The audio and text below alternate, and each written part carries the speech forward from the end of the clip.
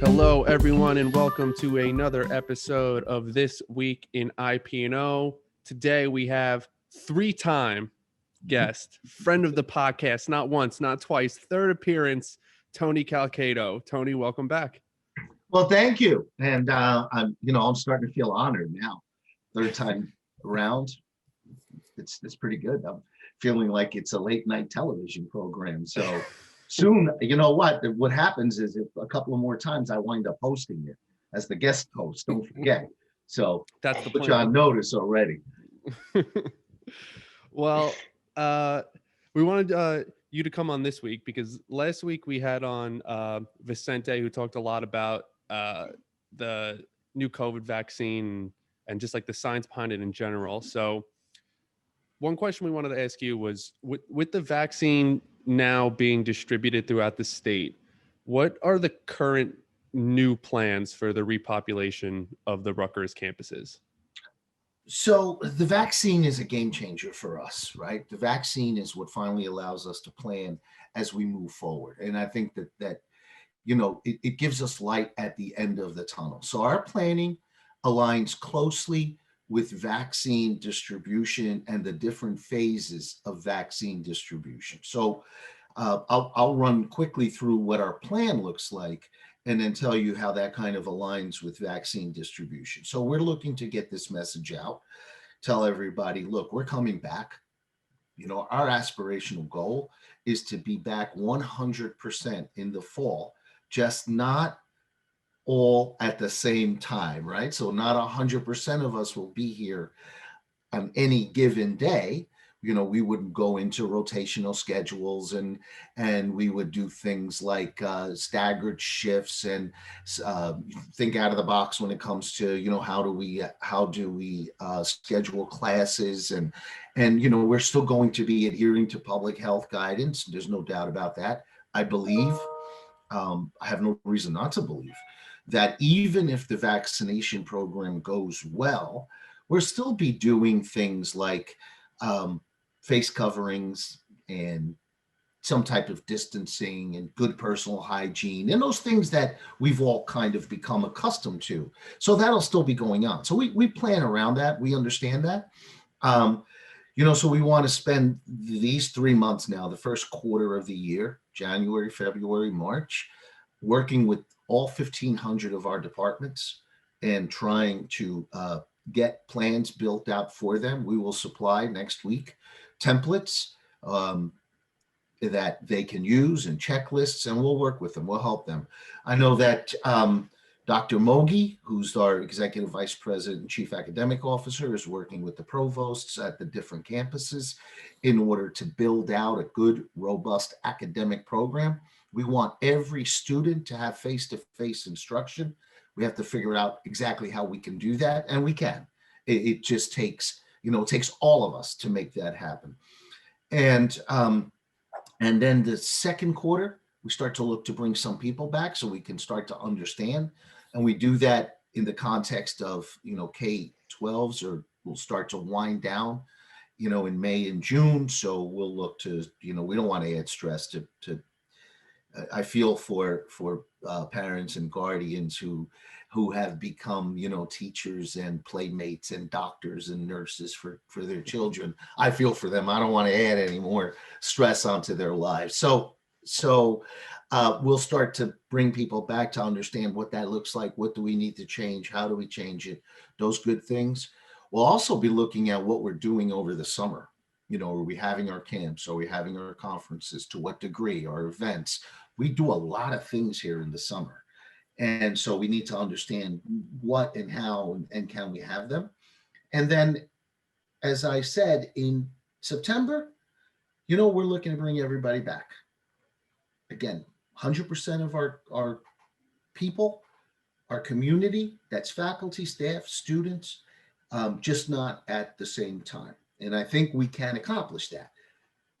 But we can only accomplish that if, there's a good amount of vaccine that has been distributed by the middle of the summer.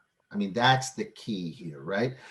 I'm not even talking about herd immunity at this point. What I'm talking about is that there is a blanket of vaccine for all intents and purposes, that people feel good about, yes, this is going in the right direction, that there are, hundreds of millions of doses that have been out there, that, will continue again to adhere to public health. But there is a great reliance on vaccine. Now, we know you all read the papers and hear the news. Well, I don't know if you read the papers, but you certainly look online, and we hear the news, and there's been a pretty big stumble by the federal government and coming out of the gate with respect to vaccines. So look, we've got a lot of faith that'll get fixed now.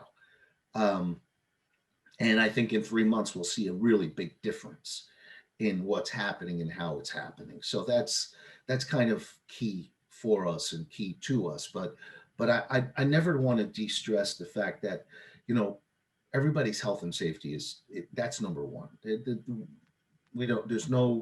We make no representations that sound different than that. Right.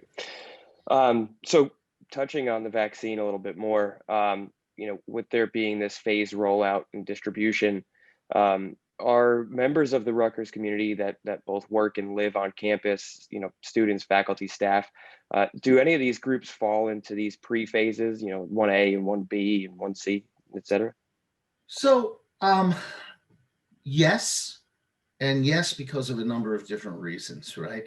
So 1A was pretty much held strictly to, or tried to be strictly all about frontline workers and residents of long-term care facilities. That was basically what 1A looked like all along. 1B opened that up to a bigger cohort. The state of New Jersey has opened 1B up to include people, law enforcement and firefighters, number one. And then number two, they've included now people over the age of 65, which is that's a 10-year difference from 75, and people with that are immunocompromised, right? You may have diabetes, or you may have asthma, or a whole slew of different illnesses. And there's a list that is on our website, but it's also on the state's website. Now, that's who's eligible right now. In 1C, there's a term there that says colleges and universities. Our assumption, as we look through this, is that it would apply minimally to our faculty and staff. Not 100% sure yet on students. But many of the people in 1C start to become eligible in 1B, right? They may be older than 65. They may have an underlying condition that needs to be addressed. So you'll start to see many of them in 1B. I think the real what'll make the big difference is supply. And right now that's a problem. So I think with supply, it doesn't really matter who lines up. Yes, you want to kind of make people who are at the front of the line because of things like frontline workers and immunocompromised and those types of things. Yes, you want to give them the front, but you'll start to move in a lot quicker fashion, especially if you put mega sites up, if you use things like pharmacies and doctors' offices and different health groups and clinics, and almost anybody who could do it, right? Almost anybody who could track and put a needle in the arm and make it happen. And I think there's a lot of work happening at the state level. I know there's a lot of work happening at the state level to build out that infrastructure so that when there is vaccine, and we could be providing a lot more vaccinations than we are today. It's just a matter of supply. We're just not getting enough supply. And by we, I mean the state of New Jersey. That's great.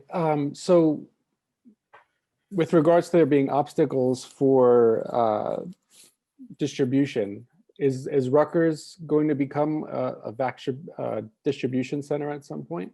So, so they call them pods, right? They're points of distribution, public pods. And we have, and Dr. Gracias actually is heading up the effort in working with the state to create a pod at Rutgers, where we then can inoculate our community and ultimately, I'm sure, open it up to the public as a service. I mean, we are the premier academic medical center in the state of New Jersey, academic medical campus in the state of New Jersey, and there's absolutely no reason that we should not be at the forefront. So today,